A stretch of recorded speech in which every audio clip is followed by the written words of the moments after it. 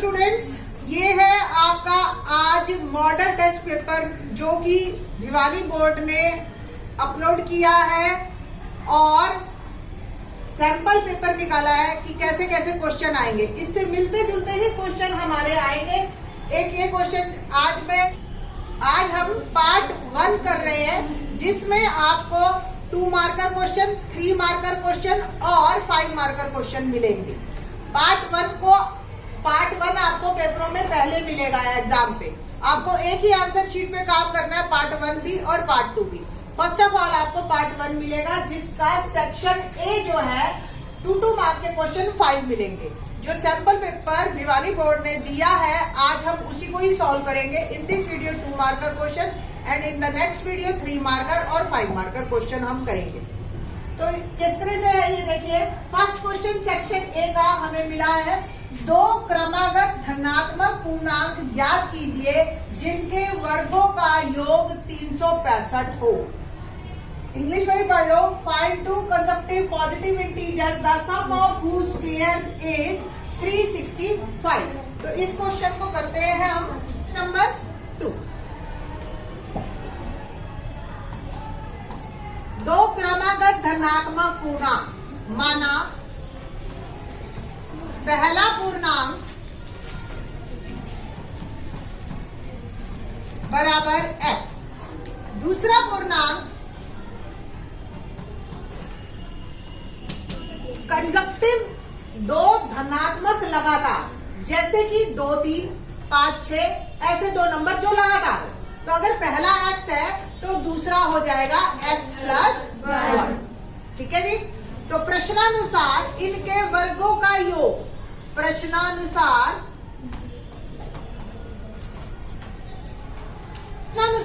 इन दोनों के वर्गों का योग x² और x + 1 का स्क्वायर बराबर है 365।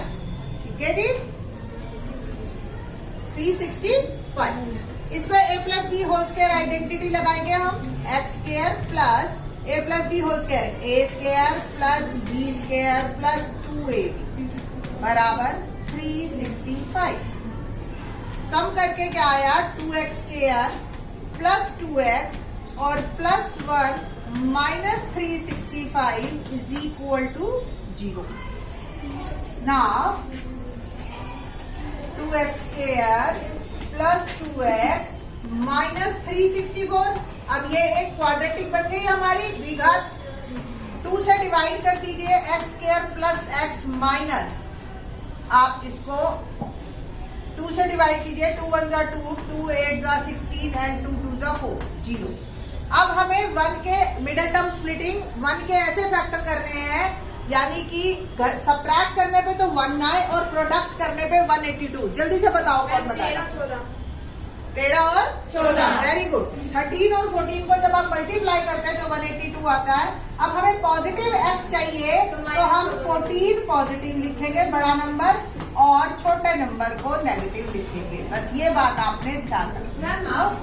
x कॉमन, x + 14 और इन दोनों में कॉमन -13, माइनस भी कॉमन लीजिए और 13 भी। x और जब 13 कॉमन कभी किसी में से लेते हैं तो वो एज ए फैक्टर होता है, गुणनखंड। तो 13 से आप डिवाइड करेंगे। 13 1 = 13 एंड 13 4 = 52 = 0। ना अब ये 2 मेरी टर्म्स है और मैंने इसके फैक्टर बनाए, तो x - +14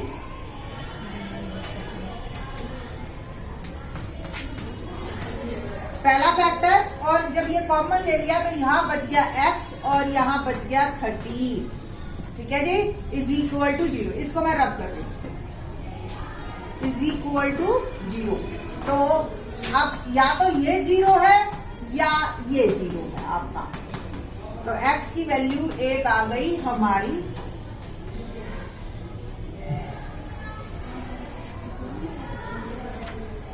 माइनस का 14 और 1 आ गई 30। अब आपको ध्यान हो, हमने एक x और एक x + 4 माने थे, है ना, x + 1 सॉरी। तो पहला नंबर मेरा 13 है और दूसरा नंबर 13 + 1 14 है। ये नंबर नहीं है, इसको ये नेगेटिव है। उसने पहले पूछा धनात्मक पूर्णांक, तो ये ध्यान रखना, आपने दोनों आंसर इस तरीके से देने हैं तो आपके 2 मार्क बिल्कुल पक्के। सेक्शन ए का ही क्वेश्चन नंबर 2 मार्क है। क्वेश्चन नंबर 2 है, यदि बिंदु ए बी सी डी एक समांतर त्रिभुज के शीर्ष है और इसी क्रम में हो तो P का मान ज्ञात करो। ये एक अननोन आपको P दे दिया और हमें पता है समद्विभाजक समांतर चतुर्भुज के विकर्ण एक दूसरे को समद्विभाजित करते हैं। तो सपोज ये ABCD समांतर चतुर्भुज है, इसके मैं वर्टिसेस भी लिख रही हूँ। A61 है, B82 है, C94 है एंड D आपका P3 है। ठीक है जी। अब आपको जो है इसके ये जो O है ये दोनों का मध्य बिंदु है, AC और BD का। इसको मध्य बिंदु सूत्र लगाइए और आप निकाल सकते हैं बड़े आराम से। देखिए कैसे। तो आपके पास एक लाइन लिखनी है, समांतर चतुर्भुज के विकर्ण, समांतर चतुर्भुज के विकर्ण एक दूसरे को समद्विभाजित करते हैं।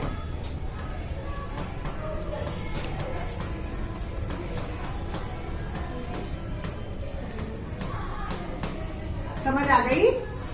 ठीक है, इसका मतलब AC और BD का मध्य बिंदु सेम होगा। ओके, तो ये नोट कर लीजिए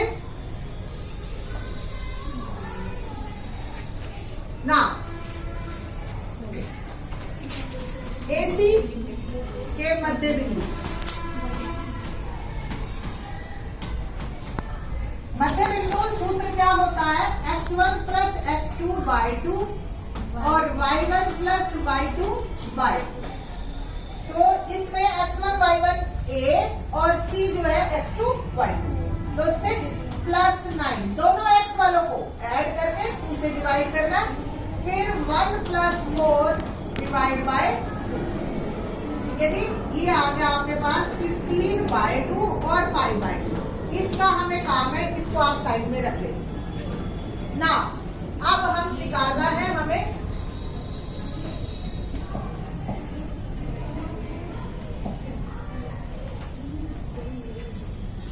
BD के मध्य बिंदु।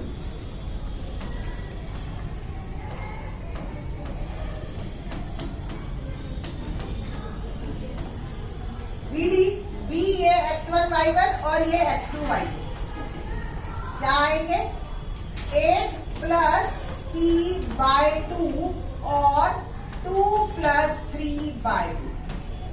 और आप इसको सॉल्व कीजिए तो ये आ गया 8 प्लस p बाय 2 और 5 बाय 2। अब आप देख रहे हो ये दोनों सेम पॉइंट है, तो दोनों सेम होने चाहिए। x वाला भी सेम और y वाला भी सेम। तो जो y वाला आपको दिखाई दे रहा है सेम है, बस हमें x वाले को कंपेयर करना है। तो 8 plus p by 2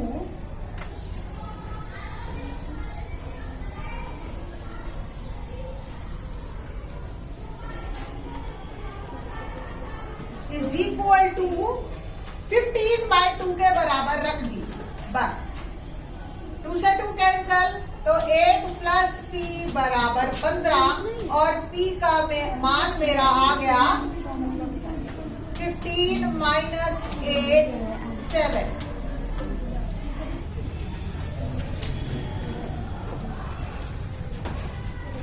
question number 3 देखते हैं हम। मान ज्ञात कीजिए। ये आपको ट्रिग्नोमेट्रिक 8.2 का क्वेश्चन है। इसमें 30, 60, 45, 60 एंगल दिखाई दे रहे हैं। मैं डायरेक्ट शुरू करती हूँ साइड से।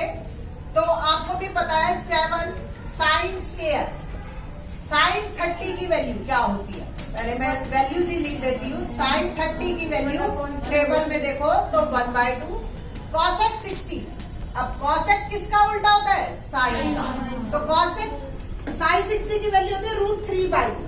कॉसेक 60 की हो गई 2 बाय वैल्यू 2/√3। नेक्स्ट हमारे 45। cot 45 की वैल्यू cot 10 का रेसिप्रोकल होता है, तो tan 45 की वैल्यू 1, तो cot 45 की वैल्यू भी 1।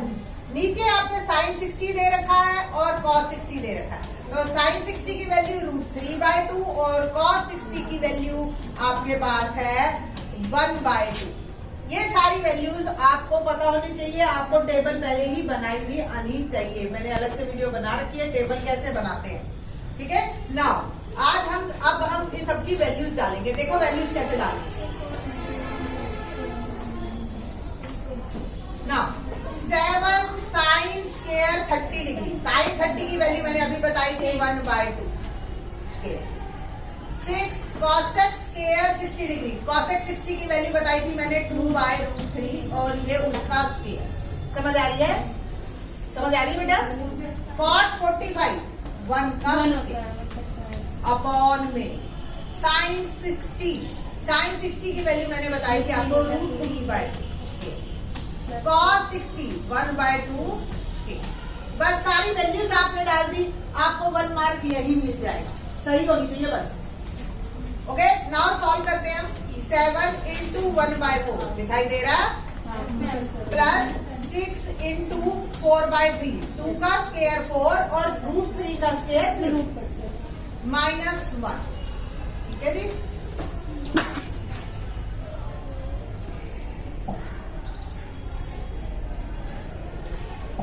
अपॉन में √3 का स्क्वायर 3/4 और इसका स्क्वायर 1/4।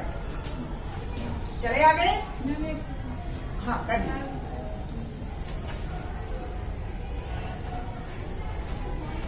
7/4 प्लस गॉडमॉस का रूल फॉलो करना है, पहले मल्टीप्लाई करना है हमने।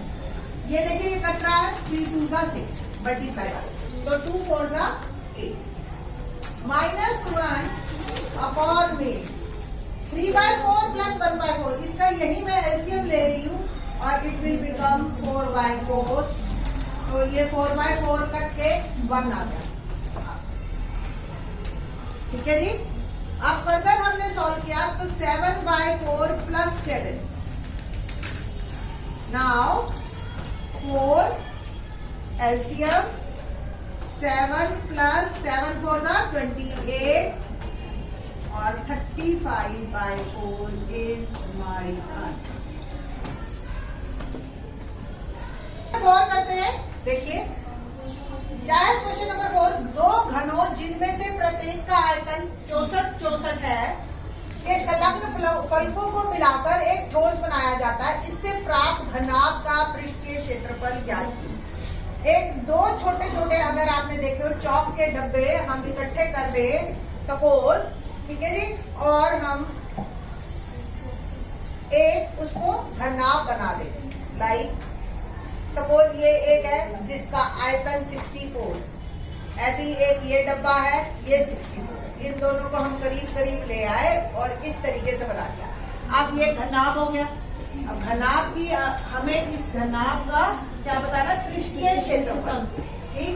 तो पृष्ठीय क्षेत्रफल, संपूर्ण पृष्ठीय क्षेत्रफल अगर हमें बताना है इसका, तो हमें लंबाई चौड़ाई और ऊंचाई चाहिए, है ना।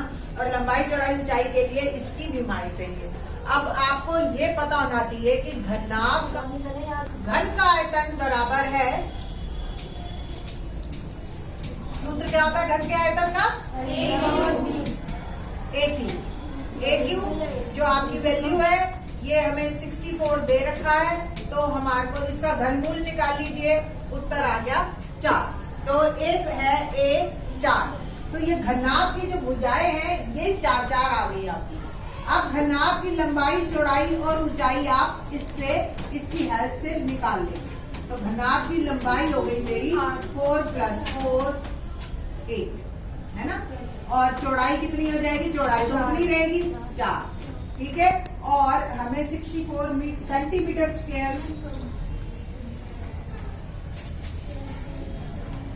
बुक में थोड़ी सी दिक्कत है, 64 सेंटीमीटर स्क्वायर दे रखा है, आप क्वेश्चन को ठीक कर लेना। 64 सेंटीमीटर क्यूब आ गया है, ये क्यूब है, ये चेक कर लेना, ओके। और ये 4 सेंटीमीटर और ऊंचाई भी 4 सेंटीमीटर होगी। अब हमें जो है घननाभ का पृष्ठीय क्षेत्रफल बताना है। तो घननाभ का पृष्ठीय संपूर्ण पृष्ठीय क्षेत्रफल वैसे इनको देना चाहिए। अगर इंग्लिश हिंदी में ठीक नहीं है तो आप एक बार चेक कर लो, surface area of resulting cuboid ही दे रखा है इंग्लिश में भी।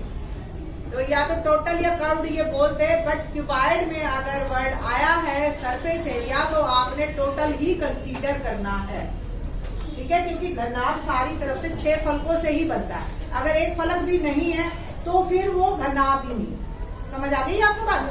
ठीक है जी। तो घननाभ का संपूर्ण पृष्ठीय क्षेत्रफल फार्मूला किसी स्टूडेंट को याद है? Yes ma'am. देखो bracket LB plus BH plus HL। Very good. Formula B plus BH plus HL। अब ये L मतलब हमारी लंबाई, B मतलब ब्रेड्थ यानी कि चौड़ाई और H मतलब ऊंचाई। बस सिंपल इनको फार्मूलों में हमने डाल देना है और हमारी problem solve. Now 2L 8 B4 B4 H4 plus H4 LB। Solve कर लीजिए, बस करिए जल्दी से सभी स्टूडेंट्स। 160 centimetre square. क्षेत्रफल हमेशा स्क्वायर में होता है।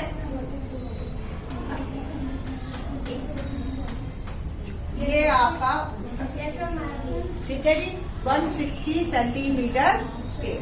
क्वेश्चन नंबर 5 करते हैं। क्या है क्वेश्चन नंबर हमारा 5? एक थैले में, ये तो बड़ा इजी है, प्रायिकता का क्वेश्चन है आपका। एक थैले में 7 लाल 6 हरी गेंदें हैं। इस थैले में से एक गेंद यादृच्छा निकाली जाती है, उसकी प्रायिकता क्या है कि गेंद लाल। अब टोटल बॉल्स कितनी है? 7 प्लस 6 13। उसमें से लाल कितनी है? 7। प्रायिकता का आपको सूत्र लिखना है। प्रायिकता का सूत्र क्या होता है? लाल रंग की गेंद की संख्या बटे में कुल संख्या। हाँ, या अनुकूल परिणामों की संख्या बटा में कुल परिणामों की संख्या।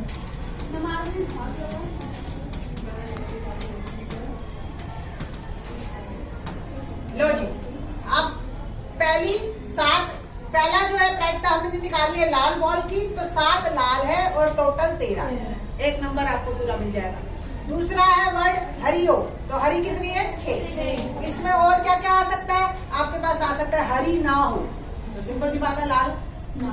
तो ये आप ढंग से पढ़ के गलती मत करना, जल्दबाजी कोई नहीं है। आराम से पूरा क्वेश्चन पेपर पढ़ो, ढंग से फार्मूला लिखो और फिर क्वेश्चन को कंप्लीट करके आओ। तो ये था आपका सेक्शन 8।